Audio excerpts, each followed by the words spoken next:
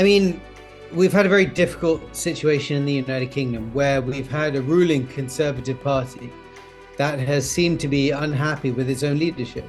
The rest of the country has also had issues with them, but ultimately, the nature of the British political system is one whereby the party is elected for a period of time, and then within that time, they are able to change leaders as they would like without having to call a general election. So the result has been we've had a Conservative government since 2019 that is now on its third Prime Minister. In terms of Rishi Sunak, he appears to be the more stable of the three candidates we've had so far for the job.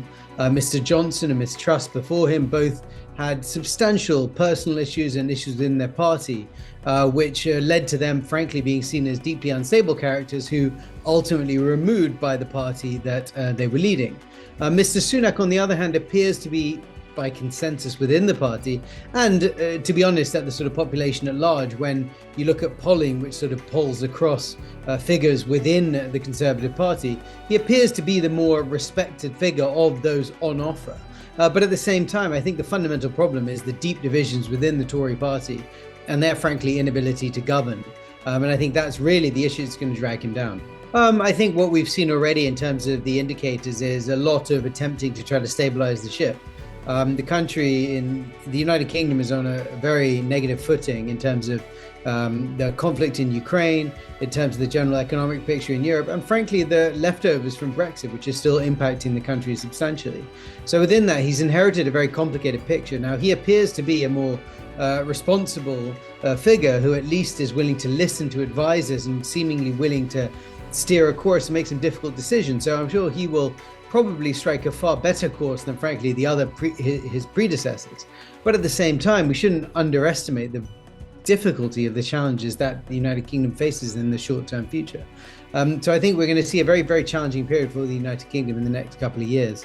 And Rishi Sunak is probably the best candidate on offer to help manage that. But at the same time, there are certainly other politicians and others who might be able to tack a different course, which would really help the country considerably.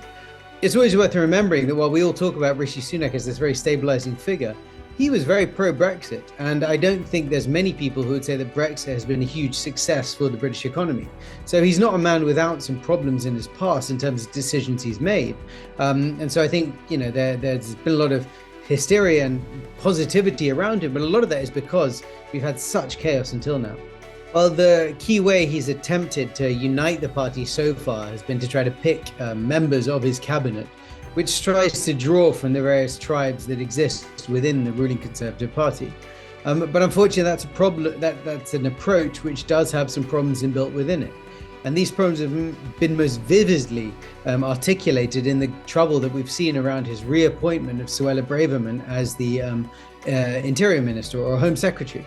In this role, we've seen that she has, entered the office having just left it a few short days ago, having been sacked by the former Prime Minister for failing to fulfill some basic sort of security protocols. We've seen her return into the role and actually immediately walk into a whole series of troubles. But her reason for her appointment or continuation is very much a political one rather than a practical one. In the sense that there are other people who could do this job, but he needed to keep her on side, to keep her faction of the Tory party on side as well. And I think this reflects a reality and a problem that we're going to see articulated ever more strongly as we go forwards, which is the various parts of the Conservative Party who dislike or like Mr. Sunak. And amongst them, there is a considerable party base who dislike Mr. Sunak because they believe he was the one who was responsible for Mr. Johnson's downfall previously. You'll find a lot of people who frankly are unhappy with him or will try to find a reason to bring him down.